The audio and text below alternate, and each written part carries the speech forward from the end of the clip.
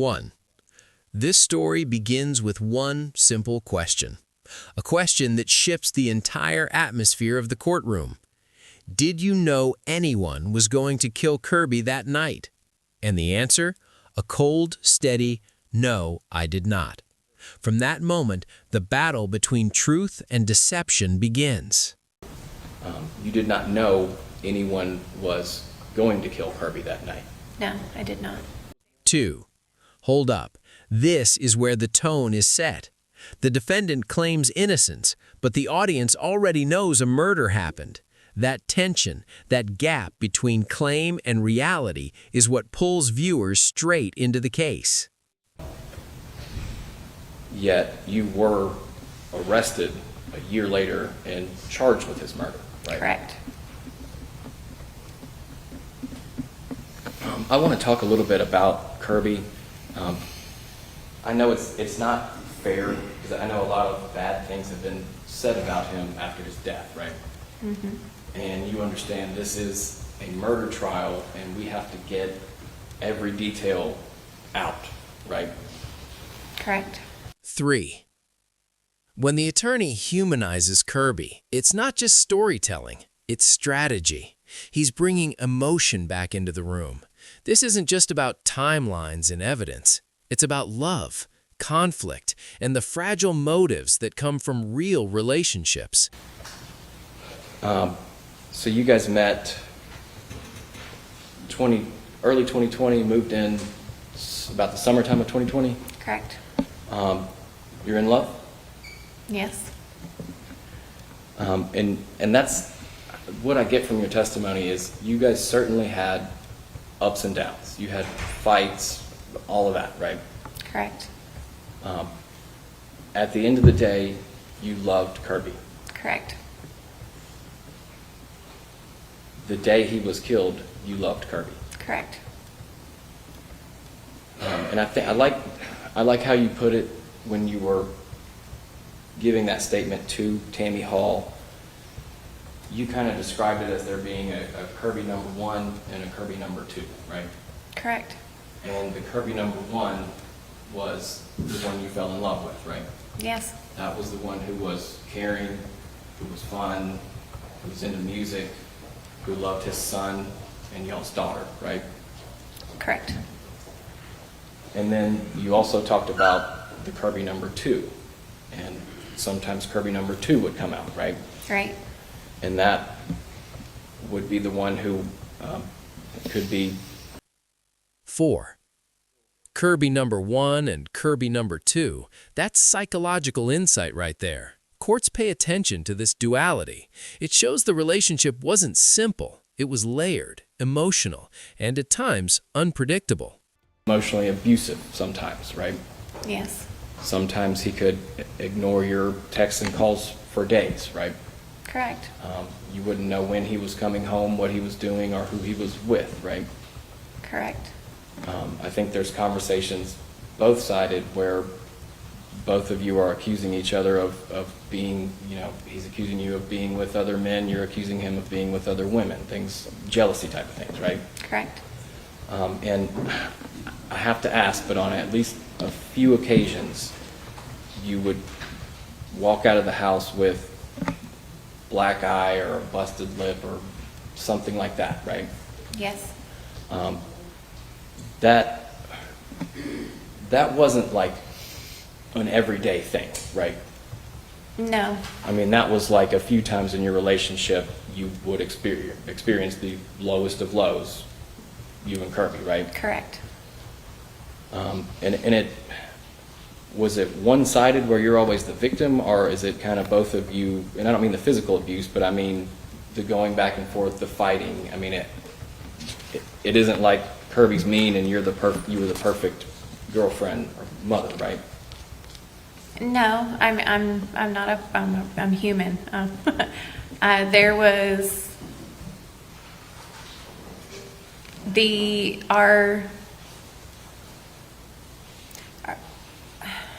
our relationship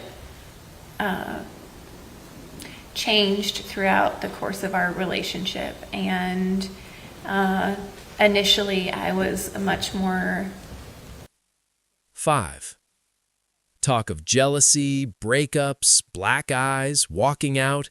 These aren't random details. This is how a jury starts recognizing patterns. There's no perfect victim, no perfect partner. Real life is messy, and the attorney is making sure the jury sees the full picture. The early stage when we're very passionate. So you had some jealousy things or situations like that. By the end, I just learned Kirby. You loved him for who he was. I loved him for who he was, and argument-wise, I knew to shut down or get away. So we didn't throw. I never threw a pot at him. Let's say, in that kind of way. We didn't have arguments like that by the end. 6. Money might sound like a side note, but in criminal trials, it's often a quiet motive. Buying, selling, hustling, this lifestyle creates pressure, risk, and resentment. And the jury is absorbing every one of these subtle clues. They were just intense. Is it fair to say that if you would have an intense argument, y'all would be mad at each other,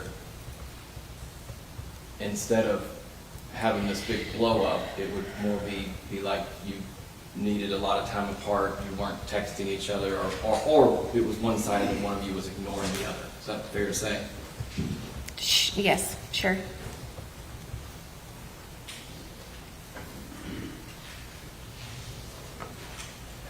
Now Kirby, we've heard a lot. He was driving all over town and beyond, just buying things and selling things, right? Correct. He was very good at that. Correct. He was very, very good at that, right? He always came out on top. Yes, he was very Yes. good at that. Always made money. Now he was, and it wasn't. We've talked a lot about 7. Alcohol, late nights, unpredictable behavior. Courts never ignore patterns like these. When the attorney asks, when did the fights usually happen, he's actually mapping emotions, timelines, and credibility. This is strategic groundwork. these coins and silver, gold, all of that stuff, because he was really into that stuff, right? Yes.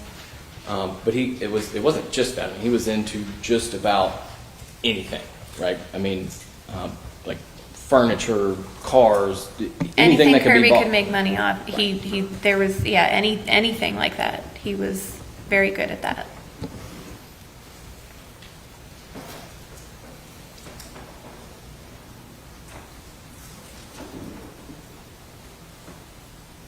I think Kirby did not use drugs, right? And I don't mean marijuana. I mean like actual drugs.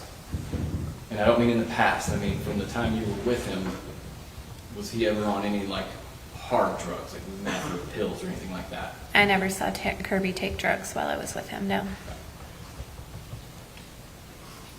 He did drink often, right? Yes. Every night. Most nights. Sometimes he'd drink too much. Yes. Is that when most of the fights or arguments would happen, in your opinion? Percentage-wise, actually, no. Right. So I mean, you guys. When he would get drunk, he would get talkative normally, and grandiosa. More like that. And as far as I can tell, there was, because you know it's weird for me. This is the first time I've ever met you, is today, right? Correct. But I've read maybe all of your text messages that were recovered. As far as I can tell, let me know if this is true. During you and Kirby's relationship, there was only one really big blow-up fight that I can see, when it looked like you were going to move out of the house and you guys were going to break up. You remember that? I remember fights around that. Yes. I mean, was there a fight where Jeff came down with under the belief that he was going to help you pack your stuff and move out of Kirby's house. Oh, yes. And that was, I think that was long before you were pregnant, right? That was our first big blow up, yes. That was the, And that was the one where Kendall Stevens had to get a trailer and take it to Kirby's house with the expectation that your stuff was going to go on that trailer to leave, right? You don't have to agree with me. This is just what I've read. well, there was 2 other times that when Dad came down the first time, I left for about a week, and I wasn't really even moved in then. The second and third time, yes, I had friends that came to move me out. So I 3 times I moved out or left for a significant amount of time. Was this more in the beginning of your, like, well, I'll just say a year before his death, did any of those big fights happen that you can remember? I mean, ones Not- where you're like, I'm leaving. Maybe like a year and maybe a year and a half. I left for a month, and he was very good at getting me to come home. I always came home. Our last big fight I didn't move out. That was when he got the most physical with me, and I carried the evidence through the holidays.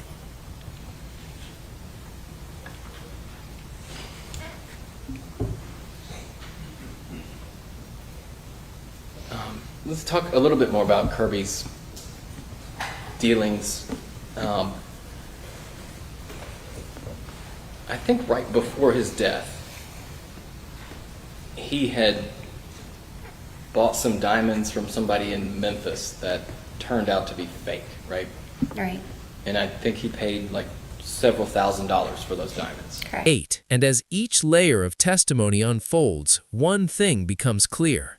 The truth is never simple. It's emotional, it's complicated, and sometimes it's nothing like we expect.